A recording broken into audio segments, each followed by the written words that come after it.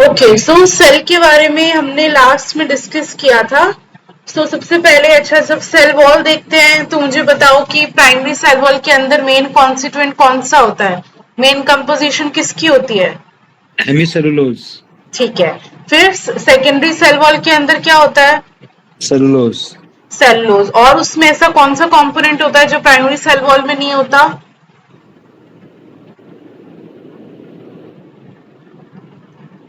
मतलब मैम ऐसे कौन से कंपोजिशन है, कौन से कंपोनेंट है जो सिर्फ सेकेंडरी सेल वॉल में है, प्राइमरी सेल वॉल में प्रेजेंट नहीं होते? जी कौन? सुब्रीन हाँ बिल्कुल, है ना। सिलिका। हाँ सिलिका, ठीक है। तो ये सारे आपके कंपोनेंट्स जो है वो सेकेंडरी सेल वॉल में हो गए।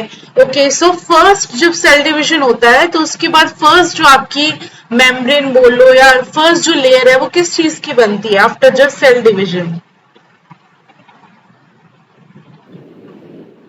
प्राइमरी सेल नहीं, मैंने मिडिल बताया। लेमिनम। वेरी गुड, है ना, middle. Middle lamella. So middle lamella जो है वो फर्स्ट मैंने आपको बताया था कि मेम्ब्रेन बनती है। उसके बाद हमने सेल मेम्ब्रेन देखा था। सेल मेम्ब्रेन के अंदर हमने अलग अलग उसके मॉडल्स देखे ना। तो कौन कौन से मॉडल से, जैसे फर्स्ट मॉडल है यूनिट मेम्ब्रेन मॉडल, वो कौन से साइंटिस्ट ने दिया था? रॉबर्टसन। रॉबर्टसन रॉबर्टसन ने ना। और उससे कितना एंगस्ट्रॉम, साइज क्या है उसका? 75। बिल्कुल। फिर नेक्स्ट मॉडल जो हमने देखा था, जो सैंडविच मॉडल है, वो किसने दिया था? बायलेयर का जो मॉडल मैंने बताया था, लिपिड प्रोटीन बायलेयर मॉडल जिसको हम सैंडविच मॉडल बोलते हैं, वो किसने दिया था? डेक्सन डेनियली। वेरी गुड, है ना। उसके बाद हमने सैंगर एंड निकोलसन ने कौन सा मॉडल दिया था? Most fluid model. Accepted fluid fluid weight model. Model. Was a fluid fluid model model. Model, good, है ना। क्या उसके अंदर कार्बोहाइड्रेट्स प्रेजेंट होते हैं उस मॉडल के अकॉर्डिंग? Yes ma'am. ओके, और कोलेस्ट्रॉल कार्बोहाइड्रेट दोनों का क्या फंक्शन होता है? स्क्वीज्ड करता है बिटवीन दो लेयर्स में। उसके जो टेल्स है ना, वो हाँ, हाइड्रोफोबिक। फंक्शन क्या होता है कोलेस्ट्रॉल का? सेल टू सेल नहीं, कोलेस्ट्रॉल सॉलिडिफाइंग करता है। सॉलिडिफाई वेरी करता गुड। है। हाँ, लो टेम्परेचर पर फ्लूइडिटी को मेंटेन करेगा, है ना, कि लो टेम्परेचर पर भी सॉलिडिफाई नहीं होने देगा। उसके बाद आपका जो कार्बोहाइड्रेट्स है वो क्या करते हैं? याद करो, डायग्राम याद करो, उसमें मैंने आपको टिप पर बताए थे। Cell to cell recognition. Very good, है ना। जब ऐसी चीजें हो तभी मैं डायग्राम्स ऐड किए थे, सो दैट आपको वो कुछ डायग्राम याद आएगा तो उससे आपको कुछ क्लिक होगा ना। ओके, सो सेल मेम्ब्रेन का हमने देख लिया। उसके बाद मैंने आपने देखा एंडोप्लाज्मिक रेटिकुलम, है ना। एंडोप्लाज्मिक रेटिकुलम के अंदर मैं हॉर्मोन्स कौन बनाता है?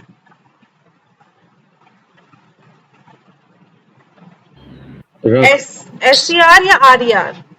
आर्या। एससीआर में रक्त एस सी आर, है ना। आर ई आर सिर्फ हार्मोन क्या बनाता है? प्रोटीन्स का सिंथेसिस प्रोटीन करता है। प्रोटीन बनाता है। सिंथेसिस। ठीक है। उसके बाद मैंने बताया था एंडोप्लाज्मिक रेटिकुलम किससे बनता है? न्यूक्लियर एनवलप से। न्यूक्लियर मेम्ब्रेन से। बिल्कुल। और एंडोप्लाज्मिक रेटिकुलम किसको बनाता है आगे चल के? Golgi bolt. वेरी गुड, है गोल। ना। उसके बाद ऐसा सेल ऑर्गेनल जो कि मेम्ब्रेन लेस होता है? लाइसोसोम। राइबोसोम्स, गुड, है ना। फिर राइबोसोम्स के अंदर हमने दो पार्ट डिवाइड किए थे। मुझे चलो रैंडमली बताओ, प्रोकैरियोट्स के अंदर जो हमारा 70s है ना, वो 70s 50 और 30s में डिवाइड हो रहा था, तो 50s में क्या था?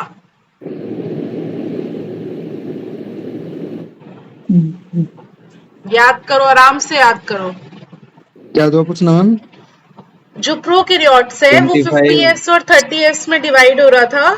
तो 30s में क्या होता है और 50s में क्या होता है? 30 हम्म, तो आगे 5 एस में डिवाइड हो जाता है। हाँ, एक तो 5s हो गया, ठीक है। और फिर 5s के अलावा? एक 23 एस हो जाएगा। वेरी गुड, है ना, वो 16 हो 23s जाएगा, और वो वो 16 16। में। परफेक्ट, ठीक है। उसके बाद गोल्जी बॉडी हमने देखा था। गोल्जी बॉडी का क्या काम होता है, मेन फंक्शन क्या है गोल्जी बॉडी का?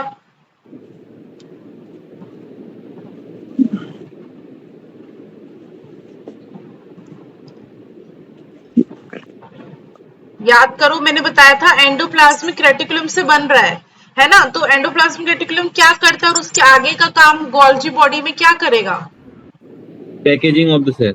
वेरी गुड, है ना। जो भी आपके प्रोटीन्स वगैरह या जो भी बनते हैं वो याद रखो, प्रो इंसुलिन, इंसुलिन वाला, है ना, मॉडिफिकेशन, पैकेजिंग, ये सारा काम आपका कौन करता है? गोल्जी बॉडी, ठीक है। उसके बाद गोल्जी बॉडी किसको बनाती है, कौन से ऑर्गेनल को बनाती है? Lysosome. Lysosome, very lyso good, है ना। लाइसोसोम जो है उसके 3 फंक्शन बताओ क्या क्या थे? डाइजेशन करती है मैम टेमिस सेल का। बिल्कुल, और सेल का डाइजेशन नहीं, फूड पार्टिकल्स का नहीं नहीं डाइजेशन। डेम फ्लूड पास। हाँ, और एंजाइम पाए जाते हैं। वो तो है, क्या और क्या एंजाइम क्या करते हैं?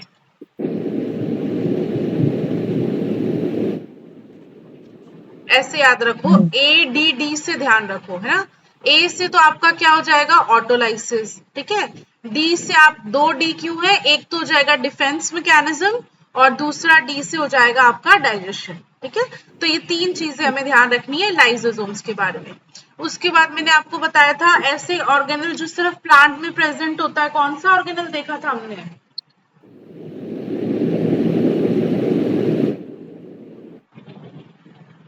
पीछे जोम लगा हुआ था, कौन सा था याद करो? पैरोक्सिसोम था या फिर स्फेरोसोम था? पैरोक्सिसोम मैम। पैरोक्सिसोम का क्या फंक्शन था? H2O2 को करता है। बिल्कुल, और स्फेरोसोम का क्या फंक्शन था? लिपिड स्टोरेज करता है। हाँ, किससे बनता है स्फेरोसोम?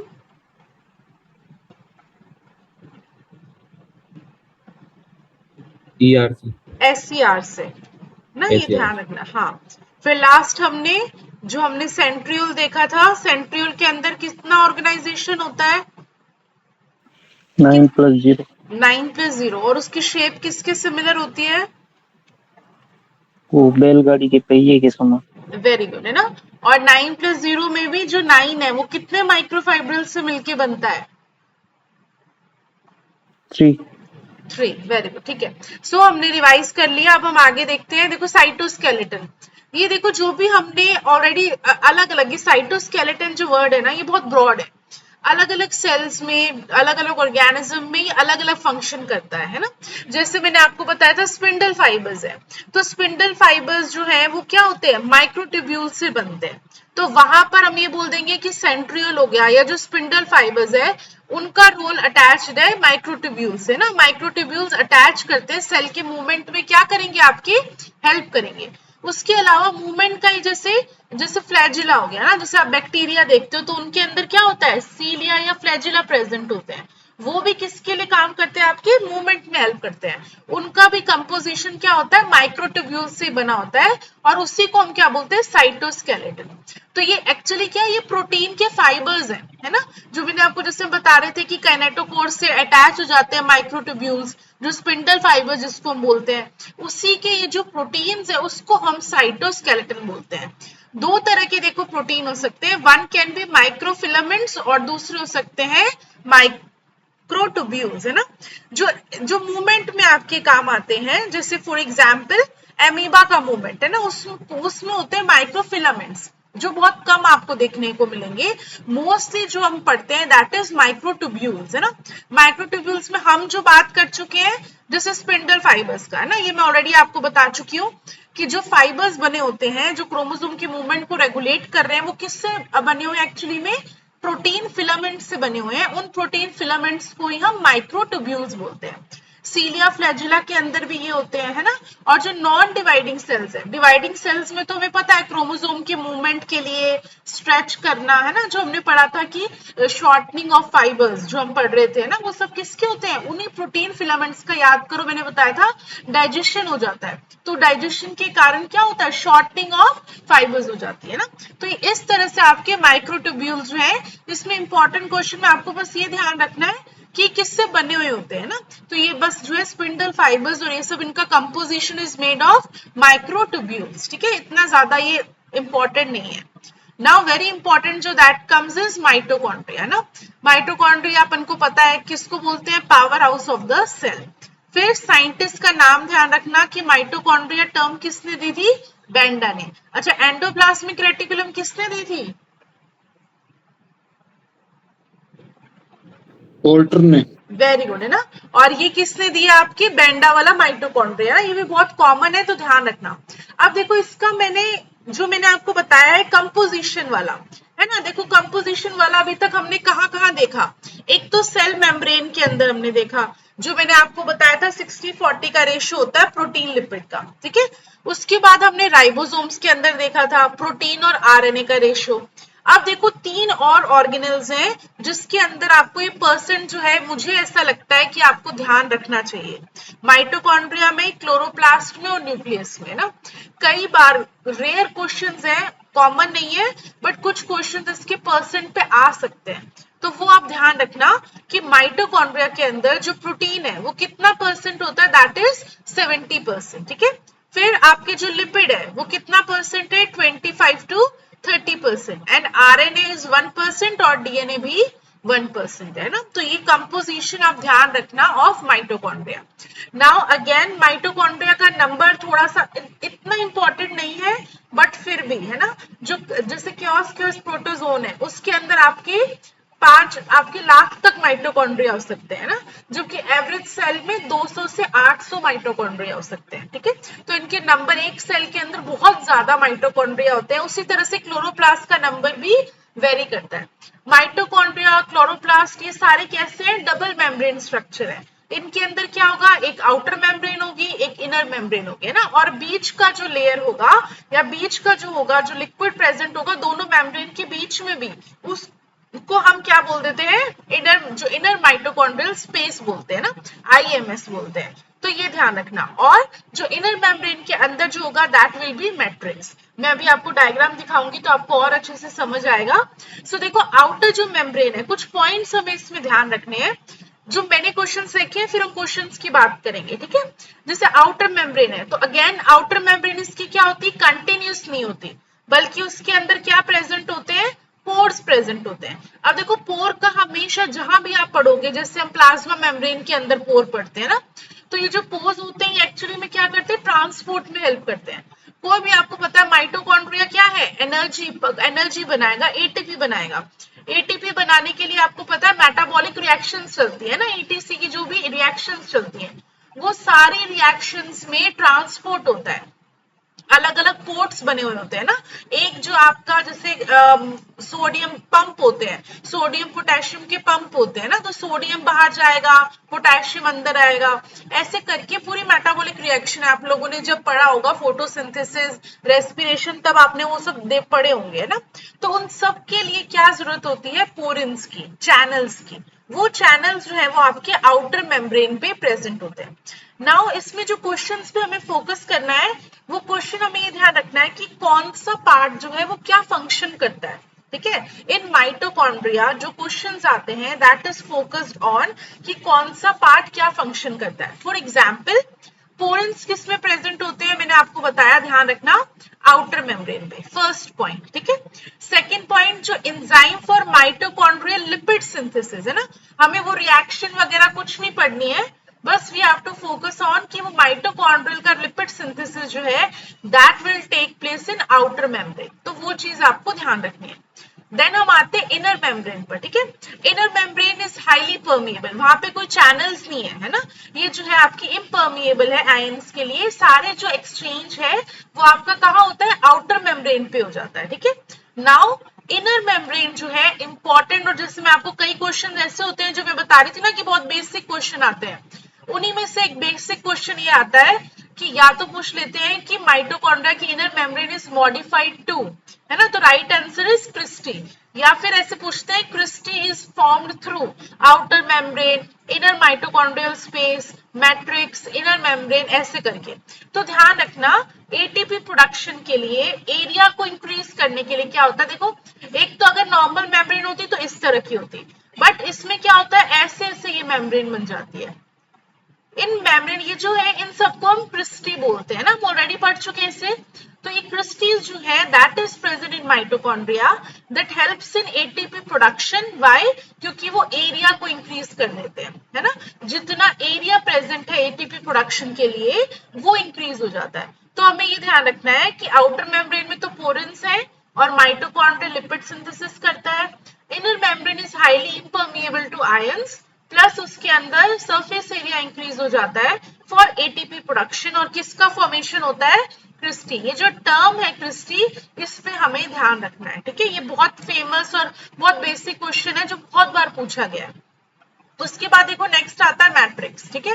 मैट्रिक्स क्या होता है? जो भी लिक्विड सब्सटेंस है, ग्राउंड सब्सटेंस प्रेजेंट होता है, वो हम आगे हम क्रोमोसोम भी मैं आपको पढ़ाऊंगी या कहीं भी हम पढ़ते हैं तो मैट्रिक्स एक कॉमन टर्म को यूज करते हैं ना। मैट्रिक्स के अंदर भी क्या होते हैं? मैट्रिक्स के अंदर आपको ध्यान रखने हैं बहुत सारे एंजाइम्स होते हैं। नाउ क्वेश्चन मैट्रिक्स पे ये पूछा जाता है simply which of these enzymes are present in matrix, या फिर ये जो एंजाइम है वो किसमें प्रेजेंट होते हैं? आउटर मेम्ब्रेन में, इनर मेम्ब्रेन में, माइटोकॉन्ड्रिया की मैट्रिक्स में, ऐसे अलग अलग है ना। तो ध्यान रखना ईटीसी जो रिएक्शन के जितने भी एंजाइम है, सबसे ज्यादा क्वेश्चन इस पे आया हुआ है, enzymes of ETC reaction are present in. तो वो ध्यान रखना दैट इज इन मैट्रिक्स, ठीक है। ऑफ कोर्स एटीसी है तो एटीपी सिंथेसिस वही हो गया। उसके भी जो एंजाइम है, जो एटीपी सिंथेटेज एंजाइम यूज में आता है, that will also be present in etc, ठीक है। Oxidation of pyruvate and fatty acid, जो क्रैब्स साइकिल हम बोलते हैं, क्रैब्स साइकिल को जो लिंक करता है, वो रिएक्शन भी आपके उसके एंजाइम्स भी कहाँ होंगे? मैट्रिक्स में होंगे। सिट्रिक एसिड, क्रैब्स साइकिल, उसके भी जो है एंजाइम्स जो है वो सारे कहाँ पे प्रेजेंट होंगे? आपके मैट्रिक्स में। ये चारों चीजें बहुत इंपॉर्टेंट है, ये आपको पता होनी चाहिए, है ना। जब आपको आउटर मेम्ब्रेन का, इनर मेम्ब्रेन का याद होगा तो ऑफकोर्स मैट्रिक्स का बचा हुआ आप अपने आप इमेजिन कर लोगे कि ये कहाँ पर प्रेजेंट होते हैं, ठीक है। नाउ नेक्स्ट इज, जब हम देखते हैं कि इसके अंदर माइटोकॉन्ड्रिया के अंदर, अभी देखो वैसे ही ऑलरेडी हम पढ़ चुके होते हैं ना, बिकॉज हमने फोटोसिंथेसिस वाला जो आप पढ़ते हो, हम उसकी फिजियोलॉजी के अंदर जब हम पढ़ते हैं तो हम ये रिएक्शंस देखते हैं, बट स्टिल इसका थोड़ा सा अगर हम देखें, ज्यादा डीप में नहीं हम यहाँ पे कवर करेंगे, बट स्टिल जैसे मैंने आपको बताया कि ईटीसी की रिएक्शंस होती है ना। ईटीसी की जो चेन रिएक्शन है उसके अंदर कुछ कॉम्प्लेक्सेस बनते हैं। वो अब आपका आज का क्या काम है? आपको जाना है और ईटीसी की रिएक्शन देखनी है, ठीक है। सिर्फ for the sake of questions आपके यहाँ से क्लियर हो जाएंगे, बट आपको थोड़ा सा और नॉलेज आए उसके लिए आप ईटीसी की रिएक्शन को एक बार रिवाइज ही करना है, बिकॉज आप ऑलरेडी पढ़ चुके हो, है ना। सो देखो इसमें 3 कॉम्प्लेक्सेस होते हैं। One is NADH dehydrogenase complex, उसके बाद BC1 कॉम्प्लेक्स, और उसके बाद साइटोक्रोम ऑक्सीडेज कॉम्प्लेक्स, है ना। जो भी आपकी जो एटीपी का प्रोडक्शन है वो इन कॉम्प्लेक्सेस के थ्रू होके जाता है। तो आपको ये कॉम्प्लेक्सेस ध्यान रखने हैं, इनका सीक्वेंस ध्यान रखना है, ठीक है, कि किस तरह से जाएंगे। फॉर एग्जाम्पल सबसे पहले जो इलेक्ट्रॉन है NADH से, वो कौन पासेस थ्रू? BC कॉम्प्लेक्स, है ना। BC1 कॉम्प्लेक्स में जाएगा, BC1 कॉम्प्लेक्स से कहाँ जाएगा आगे? वो यूबिक्विनोन में, यूबिक्विनोन से वो साइटोक्रोम ऑक्सीडेज के अंदर जाएगा और लास्ट में वो ऑक्सीजन ले लेता है ना। जैसे क्वेश्चन इस पे हम जो फोकस कर रहे हैं उसमें इस पे आना मुश्किल है ना। जो JRF है, JRF प्लांट साइंस में आपको पता है फिजियोलॉजी पे फिर भी क्वेश्चंस आते हैं। नेट GPV के अंदर आ भी सकता है, रेयर चांसेस है ना, बट स्टिल एटलीस्ट हमें इतना पता हो कि जो बीडी सिंह में मेंशन है उस पे हम फोकस करें, राइट। तो उसके अंदर बस ध्यान रखना, सबसे पहले जो इलेक्ट्रॉन है वो NADH से इट पासेस थ्रू BC1 जो कॉम्प्लेक्स है, उस कॉम्प्लेक्स से पास होता है वाया यूबिक्विनोन, ठीक है। उसके बाद यूबिक्विनोन इसको आगे साइटोक्रोम ऑक्सीडेज में पास कर देता है वाया दिस साइटोक्रोम C, और लास्ट में किसके पास जाता है? आपका ऑक्सीजन के पास, है ना। ये देखो यहाँ पे दिख रहा है NADH, कौन सा कॉम्प्लेक्स? NADH हाइड्रोजन कॉम्प्लेक्स, उसके बाद जाएगा यूबिक्विनोन में, यूबिक्विनोन से BC1 complex, cytochrome C oxidase complex, and ultimately electron को किसके पास जाना होता है? मॉलिक्यूलर ऑक्सीजन पे ना। जो क्वेश्चन मैं बोल रही थी वो ये आता है कि लास्ट जो रिसेप्टर होता है इलेक्ट्रॉन का वो कौन होता है? तो वो ध्यान रखना, दैट इज मॉलिक्यूलर ऑक्सीजन, ठीक है। तो इस पे सिंपल इतना ही क्वेश्चन आएगा, और ज्यादा हमें ये क्या, ये रिएक्शन है ना, ऑक्सीडेटिव फॉस्फोराइजेशन, जो ETC की रिएक्शन जो हैंडल होती है उसके अंदर ये फेजेस बने हुए हैं, अलग अलग कॉम्प्लेक्सेस बने हैं। तो सिर्फ आप कॉम्प्लेक्सेस का ज्यादा से ज्यादा ये जो सीक्वेंस है उसको आप ध्यान रखना, ठीक है। नाउ माइटोकॉन्ड्रिया का देखो स्ट्रक्चर देखोगे तो आपको और समझ आएगा। माइटोकॉन्ड्रिया के अंदर ये जो देखो आउटर मेम्ब्रेन होगी सबसे बाहर, फिर इसके नेक्स्ट जो मेम्ब्रेन आएगी ये वाली जो दिख रही है दैट इज इनर मेम्ब्रेन, ठीक है। फिर ये जो है अंदर जो लिक्विड आपको दिख रहा है दिस इज ऑल मैट्रिक्स, और इन दोनों के बीच में जो स्पेस होता है वो आईएमएस होता है, इनर माइटोकॉन्ड्रियल स्पेस, है ना। दोनों मेम्ब्रेन के बीच में जो स्पेस होता है, देखो जो इनर मेम्ब्रेन है वो देखो सीधी नहीं है, दैट इज फोल्डेड। ऐसे देखो कर्व में क्या हो गई, फोल्ड्स बन गए। ये जो फोल्ड्स बने उन्हीं को हम क्रिस्टी बोलते हैं, ठीक है, जो मॉडिफिकेशन हो गया एक इनर मेम्ब्रेन का। So this was about mitochondria. Scientist का नाम ध्यान रखना, पावर हाउस ऑफ सेल है, बेसिक क्वेश्चन आएगा तो वो आ जाएगा। इंपॉर्टेंट जो ध्यान रखना है, आउटर मेम्ब्रेन क्या करती है, इनर मेम्ब्रेन क्या करती है, और मैट्रिक्स के अंदर क्या क्या प्रेजेंट होता है, ठीक है। मेन जो क्वेश्चन है वो इस पे इसी में से आते हैं।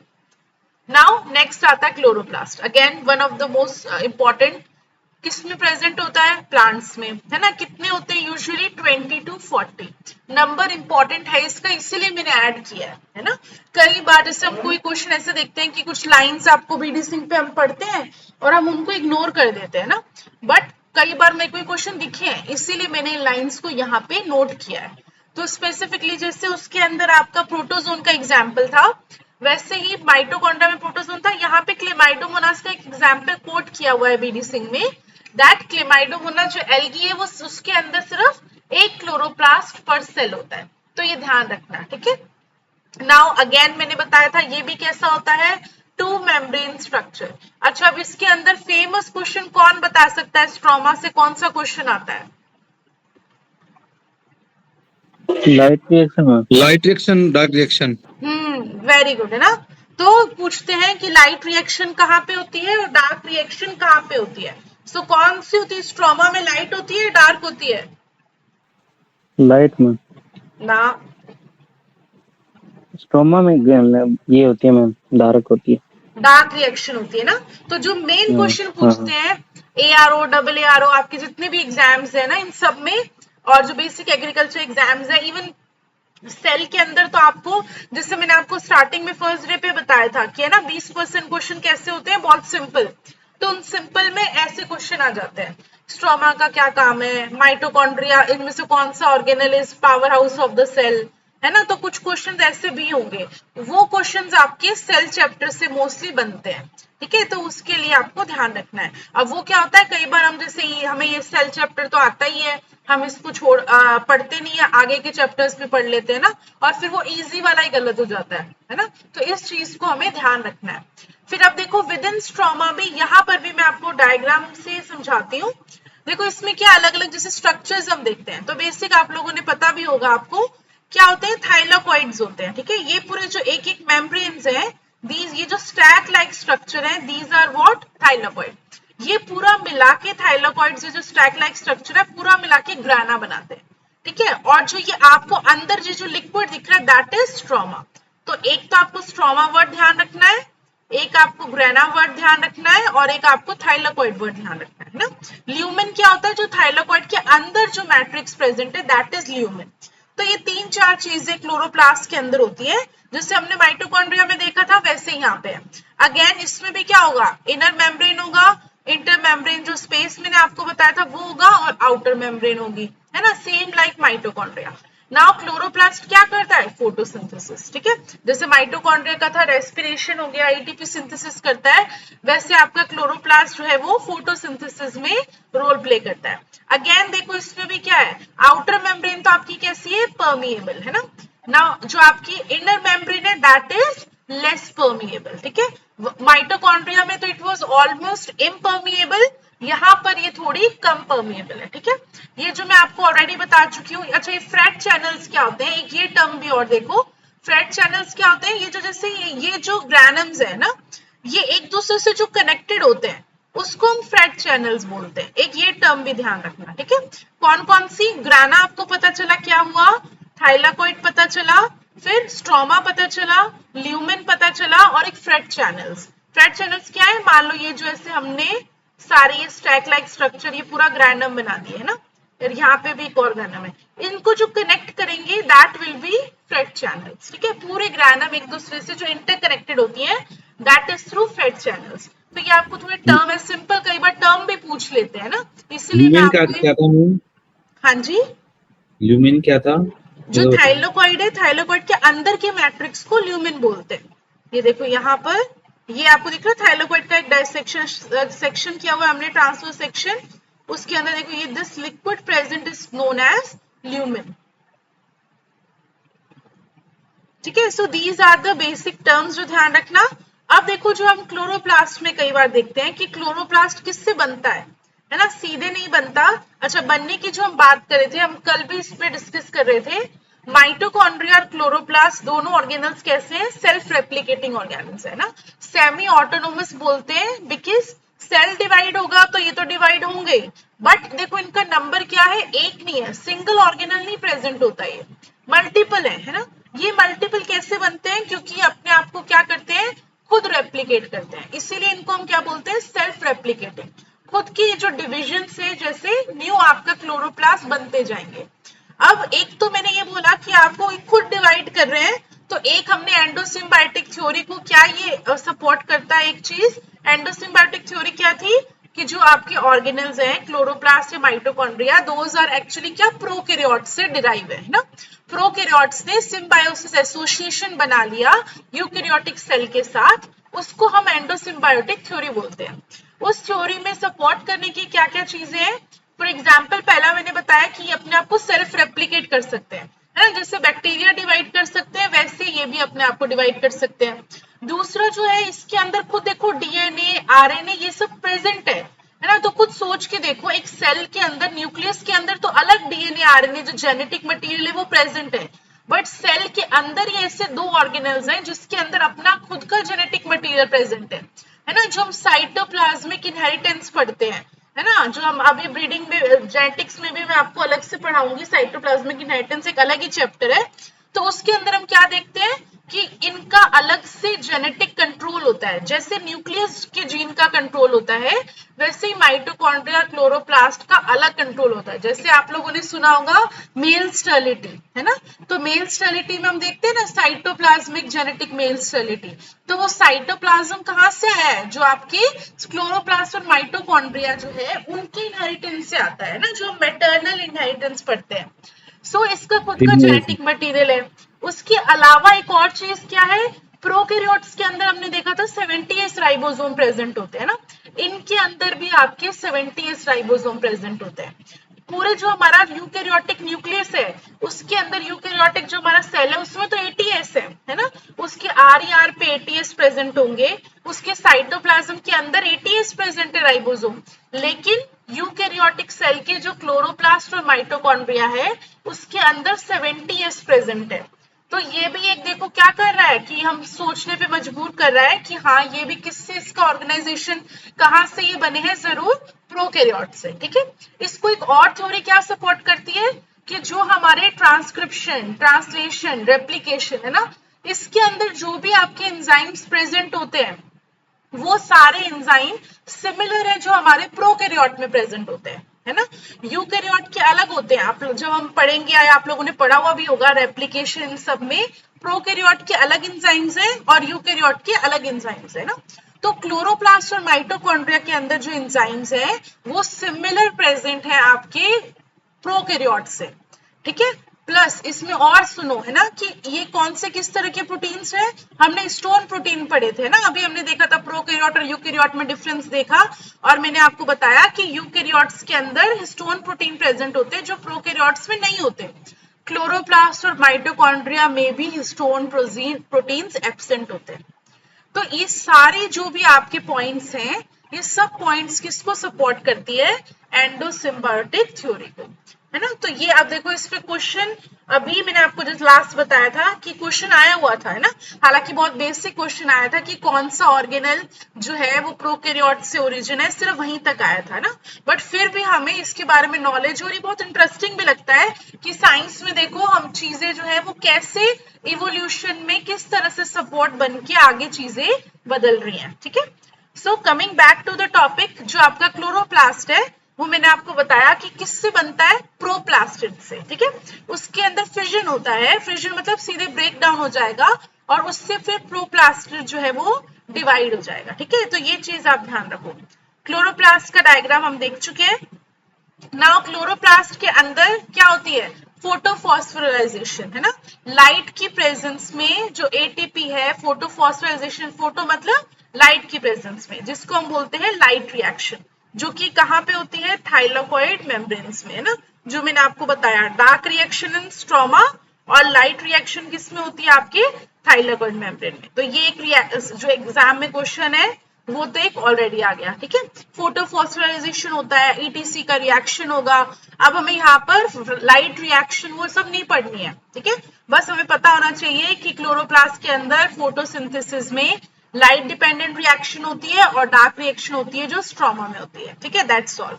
नाउ जो मैंने आपको बताया था कि जो कंपोनेंट्स है वो ध्यान रखना।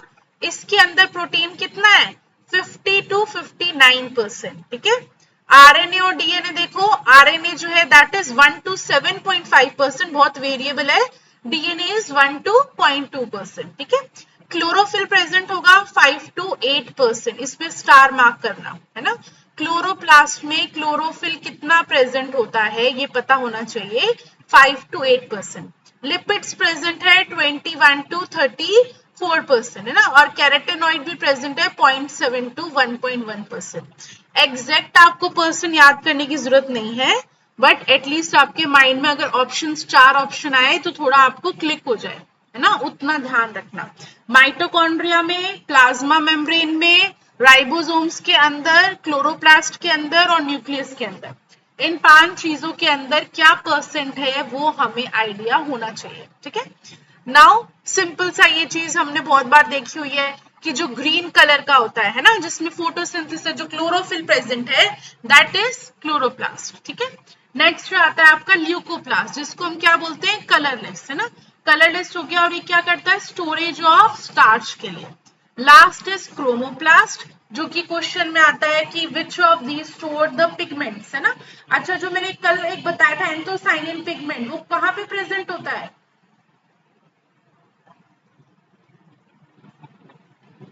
बताओ। कल मैं आपको कोई ऑर्गेनल था उसमें मैं बता रही थी आपको कि एंथोसाइनिन का क्वेश्चन आता है।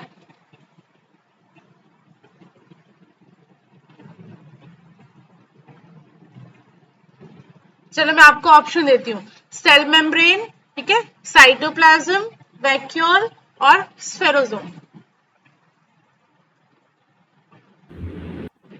चार क्वेश्चन पूछा मैम। जो आपका एंथोसाइनिन पिगमेंट है वो कहाँ पर प्रेजेंट होता है, सेल मेम्ब्रेन, साइटोप्लाज्म, वैक्यूल, स्फेरोसोम। स्फेरोसोम्स। स्फेरोसोम है। और वैक्यूल के अंदर, बच्चों भूल गए, मैं आपको कल बता रही थी ना, वैक्यूल के अंदर हमें 2 चीजें ध्यान रखनी है। एक तो उसकी मेम्ब्रेन, मेम्ब्रेन को क्या बोलते हैं, वैक्यूल की मेम्ब्रेन को, हाँ, टोनोप्लास्ट, है ना। प्लस उसके अंदर एक जो पिगमेंट है एंथोसाइनिन पिगमेंट, वो उसमें प्रेजेंट होता है। तो ये 2 चीजें ध्यान रखनी है, ठीक है। अब यहाँ पे क्लोरोप्लास्ट जो ग्रीन कलर का होगा, ल्यूकोप्लास्ट जो कि कलरलेस है, और लास्ट इज क्रोमोप्लास्ट, है ना, जिसके अंदर फाइकोसाइनिन और फाइकोजेंथिन, ये 2 पिगमेंट्स प्रेजेंट होते हैं। तो ये चीज आप ध्यान रखना, ठीक है। उसके बाद देखो नेक्स्ट आपका जो हमारे लास्ट बचते हैं दैट इज न्यूक्लियस और क्रोमोसोम, है ना। क्रोमोसोम तो हम और डिटेल में नेक्स्ट जो आपका हम टॉपिक शुरू करेंगे वो क्रोमोसोम ही होगा, तो हम और डिटेल में भी पढ़ेंगे। न्यूक्लियस के अंदर देखो, अब मुझे सबसे पहले बताओ कि ये जो है वो बेसिक डाई क्यों ले रही है, deep stain with basic dye, why,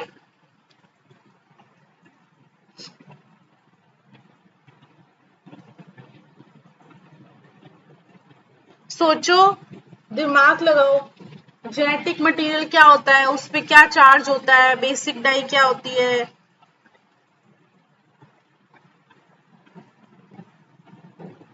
DNA acidic होता है मैम। वेरी गुड, है ना।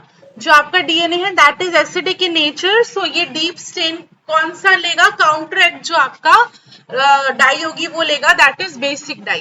तो ये ध्यान रखना, nucleus is stained by basic dye, ठीक है। फिर जो आपके अनडिफरेंशिएटेड सेल्स होंगे, है ना, उसके अंदर न्यूक्लियस ज्यादा बड़ा होगा, और जो आपके ऑलरेडी डिफरेंशिएट सेल हो चुके हैं, जिनका एक पर्टिकुलर फंक्शन के लिए उनको हमने ऑर्गेनाइज कर दिया है कि वो ये पर्टिकुलर फंक्शन करेंगे, डिफरेंशिएट हो चुके हैं, उनमें smaller size of nucleus present होता है। ये मैं क्यों लिख रही हूँ, मैं बार बार आपको बोलती हूँ। हाँ जी मैम, ये डाइज से, ये बेसिक डाइज से क्या मतलब है यहाँ? देखो, अलग अलग डाइज होती है ना, एसिडिक डाई, स्टेनिंग जैसे करते हैं वो?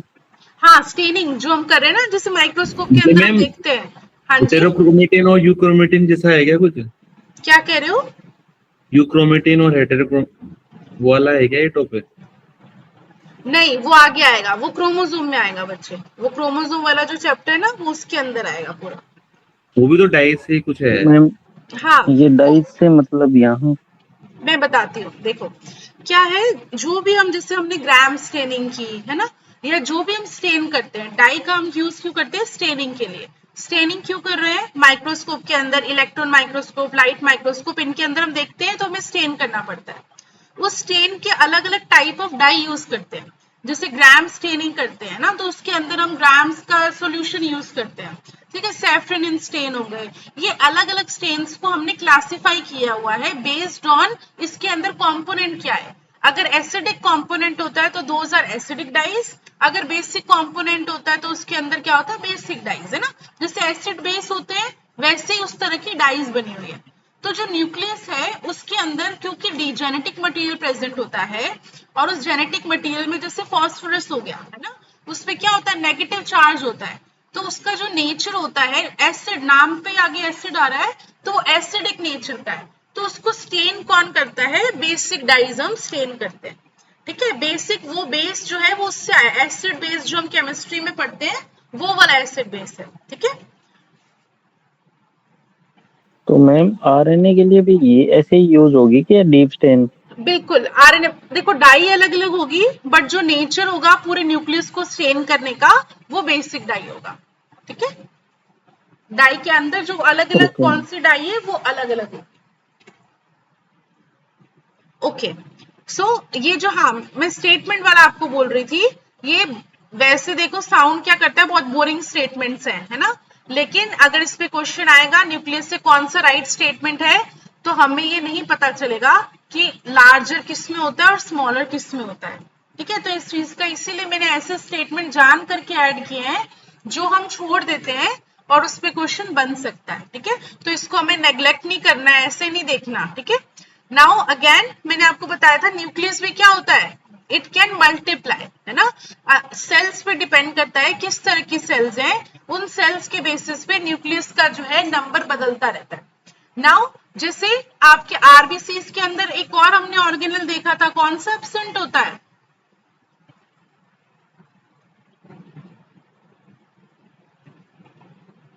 बताओ, मैंने एक ट्रिक बताई थी। न्यूक्लियस हाँ जी, न्यूक्लियस एब्सेंट होता है ना मैम आरबीसी में? न्यूक्लियस तो है, और क्या एब्सेंट होता फिर है जो हमने ऑलरेडी पढ़ा हुआ है? न्यूक्लियस तो हम पढ़ रहे हैं, याद करो, एक ट्रिक बताई थी मैंने, ई एब्सेंट, आर एब्सेंट,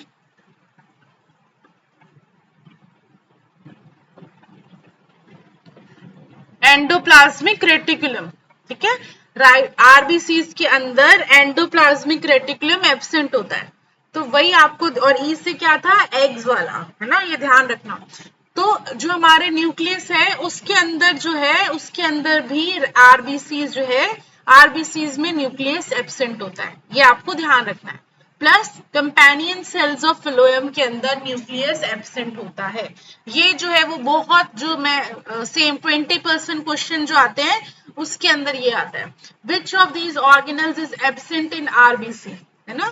तो न्यूक्लियस एंड एंडोप्लाज्मिक रेटिकुलम दोनों ध्यान रखना, और कंपेनियन सेल्स ऑफ फिलोएम और इंपॉर्टेंट है, ठीक है। इसमें ये कैसे क्वेश्चन आया हुआ है कि विच of these, in which of these tissues या सेल्स न्यूक्लियस इज एब्सेंट। तो आपने जो भी फिलोएम और जाइलम के अलग अलग टिश्यूज के नाम दे देते हैं, है ना, जाइलम सेल्स, तो उसी तरह से फिलोएम वाले, तो कंपेनियन फिलोएम के अंदर जो कंपेनियन सेल्स होते हैं उसके अंदर न्यूक्लियस एब्सेंट होता है।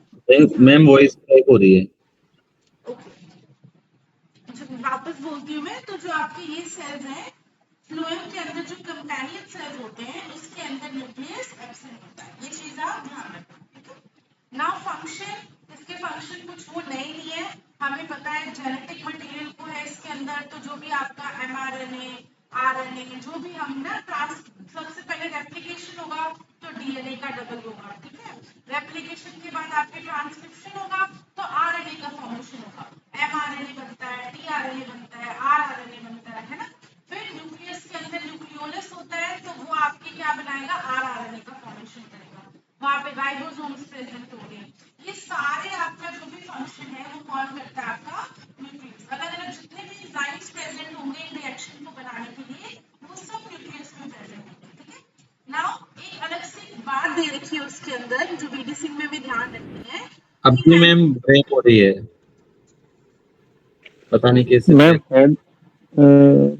आवाज दब रही है जैसे ना। हाँ अच्छा, कनेक्शन तो हाँ। पूरा आ रहा है। नहीं आवाज कट नहीं रही मैम, दब रही है जैसे जैसे हेडफोन दूर हो अपना। माइक वगैरह मैम थोड़ा पास रखो, वैसे लगे पीछे से बोल रहे हो आप, ऐसा लग रहा है। हाँ ऐसे लग रहा है। ओके, अब देखो सही हो ना, बेटर हुआ थोड़ा। हाँ ठीक है अब मैम। सही आई है। ठीक है, ओके। सो यहाँ पे हमने देखा हैमरलिंग जो एक साइंटिस्ट है, जर्मन साइंटिस्ट, उन्होंने देखो ट्रांसप्लांटेशन की स्टडीज की थी किसके ऊपर, एसिटा बुलेरिया पे। पहले तो स्टेटमेंट ही ध्यान रख लो कि किसने स्टडी की थी और किस ऑर्गेनल पे की है ना, एल्गी के ऊपर और एल्गी ऑर्गेनिज्म के ऊपर किया है, एसिटा बुलेरिया, ठीक है। ये दोनों पॉइंट आपको, दोनों टर्म्स जो है वो ध्यान रखना है, ठीक है। उन्होंने ये बोला कि कुछ कैरेक्टर्स जो होते हैं वो एक्चुअली में न्यूक्लियस से गवर्न ना होके साइटोप्लाज्म से गवर्न होते हैं। इसको हमें डिटेल में एक्सपेरिमेंट को नहीं पढ़ना है, बस मैम वैसे बात करने लगी वापिस। अब सही आ रही है। हाँ जी मैम। ओके, सो इस एक्सपेरिमेंट को हमें डिटेल में नहीं पढ़ना है, बस हमें ये ध्यान रखना है कि हैमरलिंग ने जो ये एक्सपेरिमेंट किया था एसिटा बुलेरिया में किया था, और उन्होंने डेमोन्स्ट्रेट किया था कि जो सिर्फ कैरेक्टर्स हैं वो सिर्फ न्यूक्लियस से गवर्न नहीं होते, साइटोप्लाज्म जो है न्यूक्लियस से गवर्न होते हैं, साइटोप्लाज्म उसमें रोल प्ले नहीं करता है ना। वो एक्सपेरिमेंट को हमें डिटेल में नहीं पढ़ना, वो हमें पता है बिकॉज क्योंकि जेनेटिक कैरेक्टर्स हैं, वो हम आगे जब हम जैसे मैंडल लॉ या ये सब पढ़ेंगे तो हमें ऑलरेडी समझ आएगा कि क्यों बोला जा रहा है कि जो भी कैरेक्टर्स का डेवलपमेंट है वो न्यूक्लियस से होता है। दैट इज बिकॉज उसके अंदर जेनेटिक मटेरियल प्रेजेंट है ना। जो हमने डीएनए की जब हम डिस्कवरी वाला पूरा देखेंगे तो हमें पता चलेगा कि कैसे कैरेक्टर्स हैं, डीएनए ही जेनेटिक मटेरियल है। उससे हमें ये प्रूव हुआ कि वो सारे कैरेक्टर्स कौन रेगुलेट करता है, न्यूक्लियस रेगुलेट करता है ना। तब यहाँ इस लेवल तक सिर्फ इतना ही एक्सपेरिमेंट ध्यान रखो। नाउ कंपोजिशन के अंदर एक पी का न्यूक्लियाई का कंपोजिशन दे रखा है, इसको ट्राई करना अगर याद रहे तो है ना। It's not that important, but P का अगर स्पेसिफाई अलग से दे रखा है तो थोड़ा सा आप एटलीस्ट ध्यान रखना कि प्रोटीन इज सबसे ज्यादा प्रोटीन है 74%, डीएनए जो है 14% और आरएनए 12% है, ठीक है। तो इसका थोड़ा सा देखो रेशियो जो है डीएनए आरएनए तो चलो ठीक है, प्रोटीन ध्यान रखना सबसे ज्यादा है और 74% है, तो इतना सा माइंड में आप ध्यान रखना। पी से पी ध्यान रख लेना, पी न्यूक्लियस के अंदर प्रोटीन वो 74%, 3/4 जो है कंसेंट्रेशन उसकी किसकी आपकी कंपोजिशन इज प्रोटीन की, ठीक है। तो वो चीज ध्यान रखना। अब देखो न्यूक्लियर एनवेलप में हम आ जाते हैं। मैंने आपको बताया था एनवेलप वर्ड हम क्यों बोल रहे हैं, बिकॉज 2 मेम्ब्रेन होती है ना। हमेशा जो भी न्यूक्लियर है उसके लिए हम एनवेलप वर्ड का यूज करते हैं। अगेन जैसे आउटर मेम्ब्रेन और इनर मेम्ब्रेन, जो स्पेस होता है उसको हम पेरी न्यूक्लियर स्पेस बोलते हैं। कई बार बहुत ही सिंपल क्वेश्चन आना होता है, खैर अब तो आने बंद हो गए, पर पहले के नेट में ऐसे सिंपल क्वेश्चंस आते थे कि मेम्ब्रेन के बीच का स्पेस है वो क्या कहलाता है, दैट इज पेरीन्यूक्लियर स्पेस है ना। तो उसमें ध्यान रखना, इसकी थिकनेस ध्यान रखना। पेरीन्यूक्लियर स्पेस की थिकनेस पे क्वेश्चन आया हुआ है, दैट इज 200 to 300 एंगस्ट्रॉम, ठीक है। इतना स्पेस जो है वो इसके अंदर प्रेजेंट होता है। इस पूरे जो भी हमारा outer membrane, inner membrane, perinuclear space, इन सबको हम बोलते हैं मिला के न्यूक्लियर एनवेलप, ठीक है। अगेन देखो जब भी हम मेम्ब्रेन पढ़ रहे हैं हम हमेशा पढ़ रहे हैं कि मेम्ब्रेन जो है जैसे सेल वॉल का हमने देखा था, वैसे मेम्ब्रेन जो है वो रेगुलर नहीं होती, यूनिफॉर्म नहीं होती है ना, उसके बीच में कुछ गैप्स आते हैं। तो वो जो गैप्स होते हैं वो यहाँ पर हम क्या बोलते हैं, न्यूक्लियर पोर्स या फिर उनको एन्यूलाई। उसका डायामीटर बिल्कुल ध्यान रखना लगभग सेम है पेरीन्यूक्लियर स्पेस के, 200 से 400 एंगस्ट्रॉम, ठीक है। और कितने इंटरवल्स में होता है, ये हेक्सागोनल शेप में प्रेजेंट होते हैं, और कितने इंटरवल में होता है, 800 एंगस्ट्रॉम में। ये देखो अभी तक मैंने आपको कोई भी थिकनेस याद करने को नहीं बोली है, सिर्फ इसकी बोली है, तो आपको ये ध्यान रखना है, ठीक है।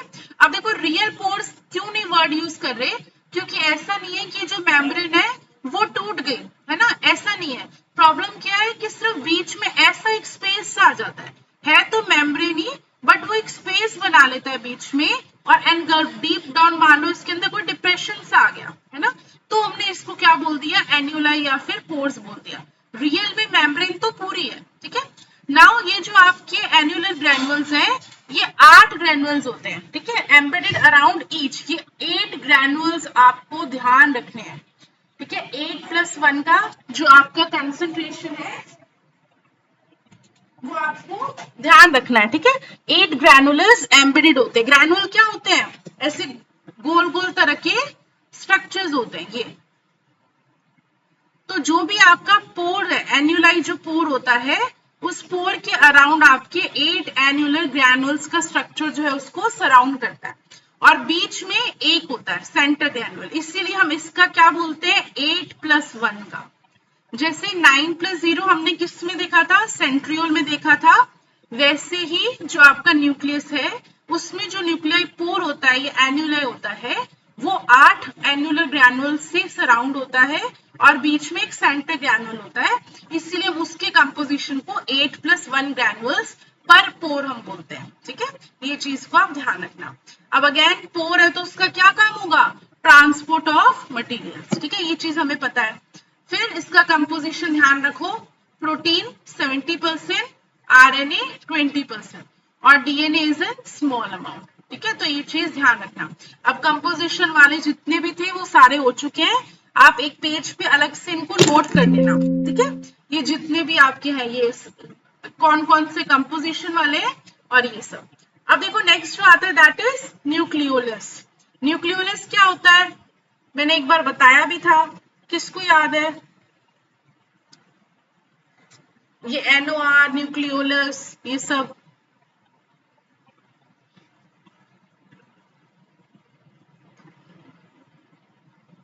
चलो मैं आपको बताती हूँ ना, वैसे हम क्रोमोसोम में अगेन मैं बता रही हूँ, हम वापस पढ़ेंगे।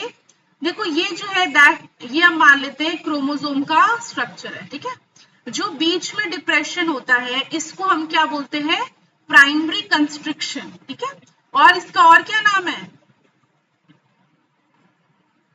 काइनेटोकोर। काइनेटोकोर ना, काइनेटोकोर क्या है, काइनेटोकोर सेंट्रोमियर। सेंट्रोमियर है ना, स्ट्रक्चर जो है वो सेंट्रोमियर है। सेंट्रोमियर के अंदर प्रोटीन प्रेजेंट होते हैं, 2 प्रोटीन जो कि काइनेटोकोर है, ठीक है। इस डिप्रेशन को हम काइनेटोकोर नहीं बोलते, ठीक है। तो ये जो आपका प्राइमरी कंस्ट्रिक्शन है वो हो गया आपका सेंट्रोमियर, ठीक है। पहला तो सबसे पहले ये ध्यान रखो। अब क्रोमोसोम की जो 2 आर्म्स होती हैं वो कभी भी इक्वल नहीं होती है ना, एक लॉन्गर आर्म होती है पी, एक शॉर्टर आर्म होती है। पी और क्यू आर्म के बारे में हम बोलते हैं, ठीक है, अलग अलग बेस्ड ऑन सेंट्रोमियर की पोजीशन कहाँ पर है ना। कहीं अगर मेटासेंट्रिक होगा तो इक्वल भी हो सकती है, यूजुअली इक्वल नहीं होती, ठीक है।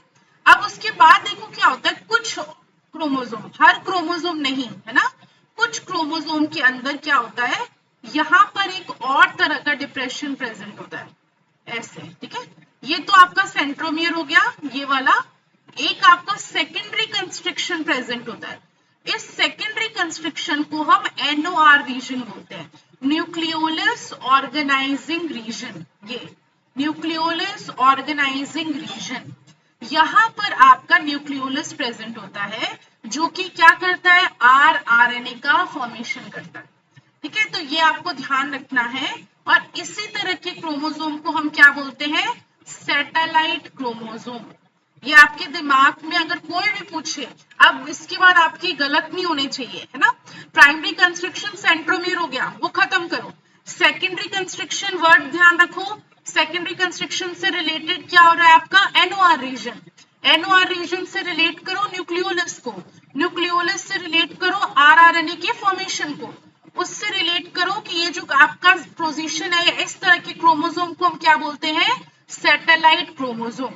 क्यों? क्योंकि इसके बीच का जो आपका क्रोमोसोम का रीजन है, ये वाला जो एंड वाला क्रोमोसोम है, इसको हम सैटेलाइट पार्ट बोलते हैं। ठीक है, इस पूरे क्रोमोसोम को सैटेलाइट क्रोमोसोम बोल देंगे। ये वाला जो हमारा रीजन है, ये वाला सैटेलाइट पार्ट होता है। ठीक है, सैटेलाइट डीएनए और सैटेलाइट क्रोमोसोम अलग अलग होते हैं। ये किस कौन बता सकता है कैसे?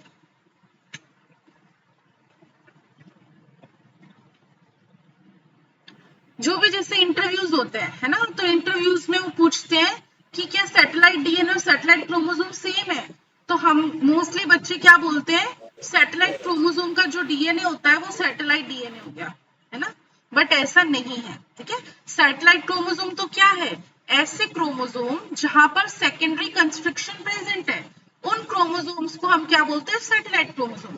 जो कि मैंने आपको बताया हर तरह के क्रोमोसोम नहीं होते, है ना, कुछ क्रोमोसोम्स ही होते हैं जिसमें दो कंस्ट्रक्शन प्रेजेंट होते हैं, प्राइमरी और सेकेंडरी। सैटेलाइट डीएनए क्या होता है, satellite DNA is repeated DNA, है ना, जो माइक्रो सैटेलाइट और मैक्रो सैटेलाइट, वो जब हम मॉलिक्यूलर पढ़ेंगे तब हम उसमें पढ़ेंगे, तो वो ध्यान रखना, जो रिपीटेड डीएनए होता है उसको हम क्या बोलते हैं, सैटेलाइट डीएनए। सैटेलाइट क्रोमोसोम बिल्कुल अलग चीज है, सैटेलाइट डीएनए बिल्कुल अलग चीज है ना। सैटेलाइट डीएनए कहाँ पे प्रेजेंट, रिपीटेड डीएनए आपका सेंट्रोमियर में भी प्रेजेंट होता है, टेलोमियर में भी प्रेजेंट होता है ना, उन हर जगह पे जो repeated sequence of DNA present होता है उसको हम सैटेलाइट डीएनए बोलते हैं। ठीक है, तो इसमें कंफ्यूज नहीं होना है, दोनों सेम चीजें नहीं होती। अगेन इसको हम और डीप में भी, जो मैं आपको वापस बता रही हूँ कि आगे और पढ़ेंगे, है ना। अब ये देखो हाँ जी, ये न्यूक्लियोलस फिर हर सेल में तो होगा ही नहीं। बिल्कुल, है ना, जो न्यूक्लियोलस है, जो ये सेकेंडरी रीजन है, सिर्फ वहीं पे प्रेजेंट होगा। अब देखो सेल है, सेल के अंदर क्रोमोसोम है, हर क्रोमोसोम में प्रेजेंट नहीं होगा, बट सेल के अंदर तो होगा।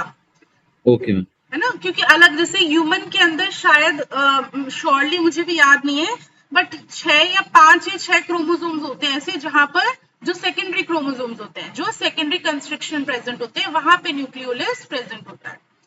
ठीक है, जब मैं आपको कैरियोटाइपिंग, आप देखना कैरियोटाइप एक बार सर्च करना गूगल पे, ह्यूमन कैरियोटाइप, तो उसके अंदर आप देखोगे कि कई आपको क्रोमोसोम्स दिखेंगे जहां पर सेकेंडरी कंस्ट्रक्शन प्रेजेंट होता है।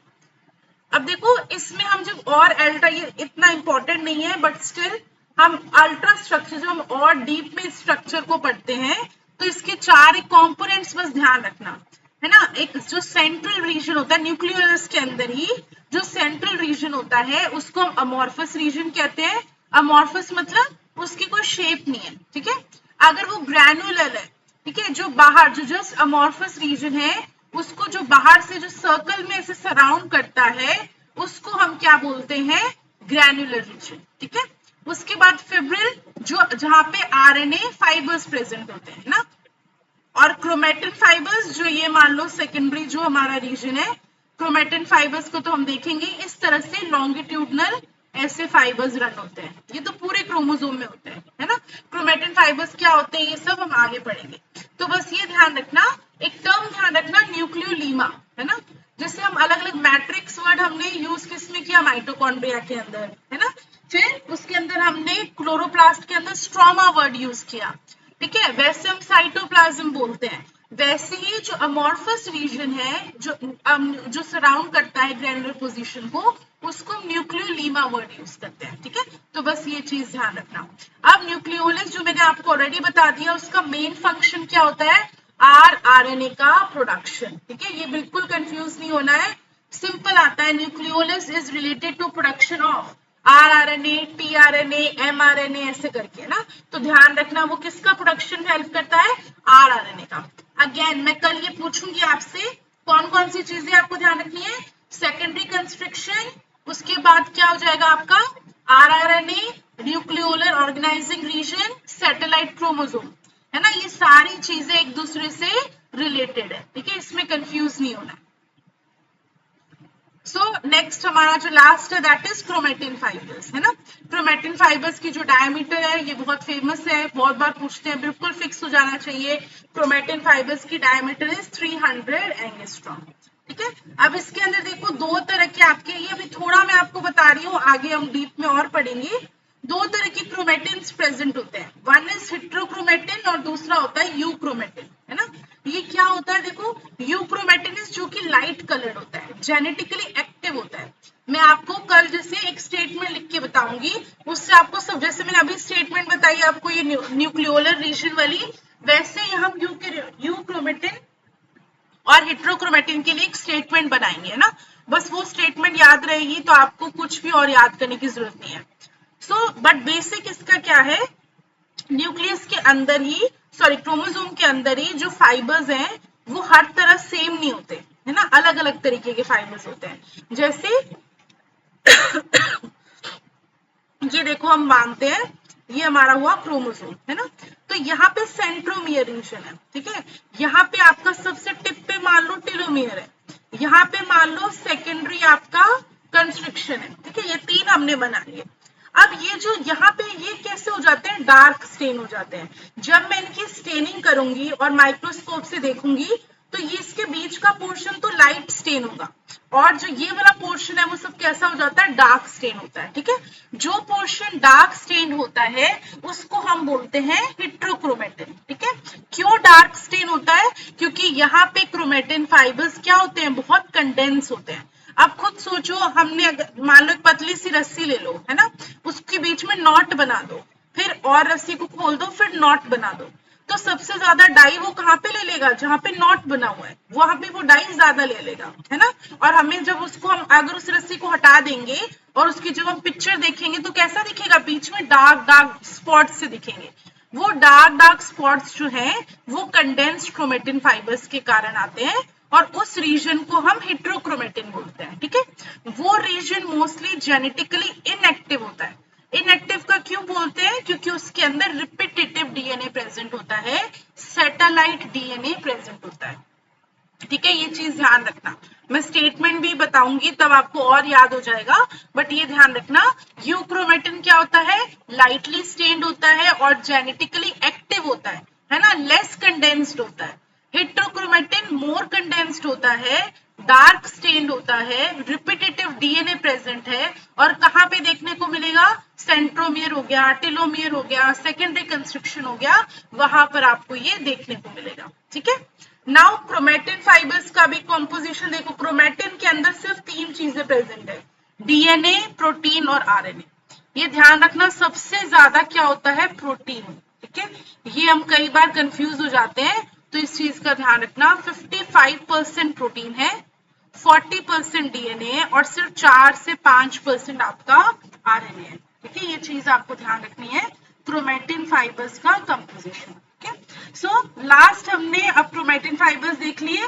सो हमने सारे जितने भी ऑर्गेनल्स थे वो सब देखे, न्यूक्लियोलस है ना, न्यूक्लियर, उसके बाद हमने अभी क्रोमेटिन फाइबर्स देखा। तो दिस वाज अबाउट जो हमने सेल का पूरा चैप्टर है ना बीडी सिंह में, वो सेल चैप्टर हमने पूरा कवर कर लिया। अब ये सिंपल से कुछ पॉइंट्स हैं जो आपको ध्यान रखने हैं, वैसे तो बहुत सारे हैं बट स्टिल एक मेरे कुछ स्टेटमेंट्स, जैसे आपको राइबोसोम का साइज वाला हो गया, है ना, राइबोसोम की कंपोजिशन 37% प्रोटीन, 63% आरएनए, ये ध्यान रखनी है। फिर 70s और 80s वाला तो पूरा याद रखना है, ठीक है। प्रोटीन का बस ध्यान रख लेना, क्योंकि बीडी सिंह में वैसे तो 80s के अंदर भी प्रोटीन टाइप्स होते हैं, पर बीडी सिंह में सिर्फ 70s का दे रखा है, तो एटलीस्ट उतना तो ध्यान रखो कि 50s में 34 टाइप ऑफ प्रोटीन होंगे और 30s में 21 टाइप, है ना, 34 21। बट आपको बाकी जो ये सेडिमेंटेशन यूनिट है सबकी ध्यान रखनी है, कोई भी आ सकता है। माइटोकॉन्ड्रिया के अंदर प्रोटीन 70%, 25 to 30% लिपिड। क्लोरोप्लास्ट के अंदर देखो प्रोटीन कम है माइटोकॉन्ड्रिया के प्रोटीन से, 50 से 59%, क्योंकि उसके अंदर आपके क्या गया, जो लिपिड तो है उसके साथ साथ 5 से 8% क्लोरोफिल आ गया, ठीक है। न्यूक्लियर एनवेलप की मैंने आपको बता दिया, स्पेस ध्यान रखना 200 से 300 एंगस्ट्रॉम। न्यूक्लियर पोर का डायमीटर ध्यान रखना 200 से 400 एंगस्ट्रॉम। कितने इंटरवल पे होता है, 800 एंगस्ट्रॉम इंटरवल पे। एनुलर न्यूक्लियर 8+1 का ऑर्गेनाइजेशन होता है, और सेंट्रियोल 9+0 का, ठीक है। So this was all about जो हमने सेल जो है, सेल का अल्ट्रास्ट्रक्चर, सेल जो चैप्टर है that has been completed, है ना। Now we'll move forward to chromosome. ठीक है। क्रोमोसोम के अंदर जो भी आपके अलग अलग हिट्रोक्रोमेटिन, यूक्रोमेटिन, क्रोमोसोम के जो मॉडल्स हैं, स्पेशल टाइप ऑफ क्रोमोसोम्स हैं, वो सारा हम पढ़ेंगे ना। वो सिंपल चैप्टर है, ज्यादा टफ नहीं है, इंटरेस्टिंग चैप्टर है ना, कि किस तरह से क्रोमोसोम जो हम इमेजिन करते हैं, सिर्फ देखते हैं, एक्चुअली में वो क्रोमोसोम किससे बनता है, तो आपको उसमें बहुत इंटरेस्ट आएगा। वो कंप्लीट करके फिर हम मैंडल जेनेटिक्स और उसके ऊपर फिर फटाफट थोड़ा हम स्पीड पकड़ेंगे, क्योंकि मैंडल वगैरह वाला आप ऑलरेडी पढ़ भी चुके हैं और it is not that complicated, नहीं है, सिंपल चैप्टर्स है ना। और उसके बाद फिर जब हम लिंकेज या इन पर आएंगे तब हम अगेन स्लो डाउन हो जाएंगे, क्योंकि वो थोड़े से कॉम्प्लिकेटेड चैप्टर्स हैं, तो उसको आपको लोगों को आराम से पढ़ाना होगा, ठीक है। ओके